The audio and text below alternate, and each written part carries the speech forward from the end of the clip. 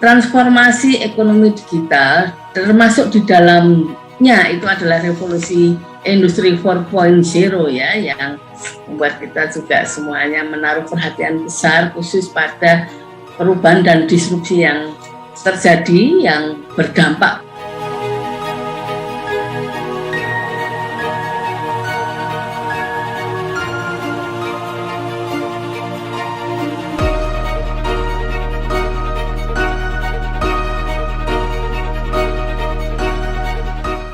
Prof, boleh disampaikan nggak kepada kami itu bagaimana kira-kira masa depannya khusus untuk ekonomi digital Indonesia?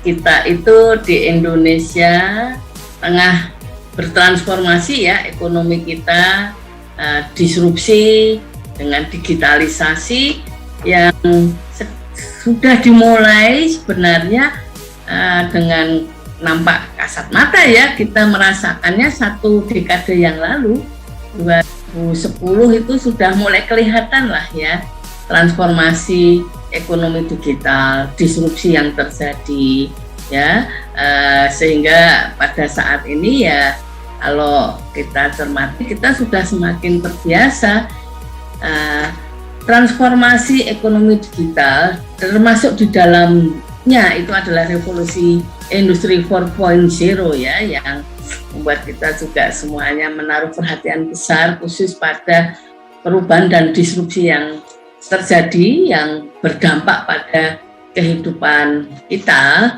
Ini luar biasa dampaknya ya pada ekonomi, secara ekonomi makro, pada level perusahaan, kehidupan masyarakat, bahkan juga pada bisnis, termasuk UMKM ya, bahkan juga pasar rakyat, semuanya lah, bukan hanya di kota besar, sudah mulai masuk ke kota kecil, perdesaan ya, di daerah-daerah juga sudah terdampak.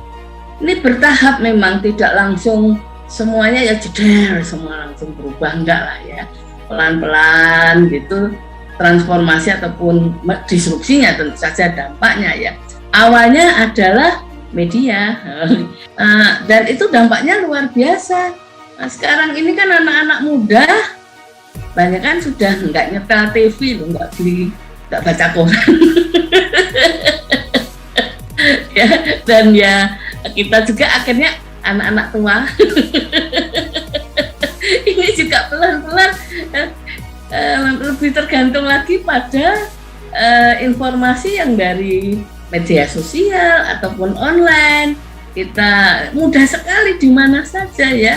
Jadi bertahap. Nah, kemudian setelah itu yang awal-awal di Indonesia adalah juga travel dan retail ya.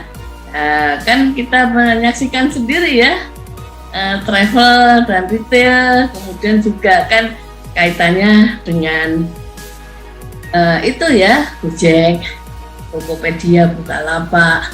Wah, ini kan yang heboh ya dampaknya. Kemudian setelah itu ya lain-lainnya, keuangan, pendidikan, dan nanti bertahap semuanya akan transformasi ke digital. Dan ekonomi ke depan kalau kita bicara 10-20 tahun lagi ya semuanya akan digitalize ya.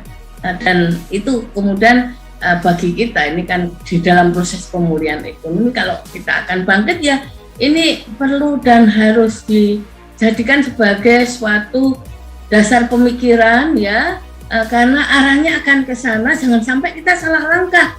Bayangkan kan ada perusahaan kalau tidak salah Nikon ya, salah kamera ya, itu kan ya, salah langkah ya, dia tidak mau masuk ke digital ya, dan akhirnya apa yang terjadi?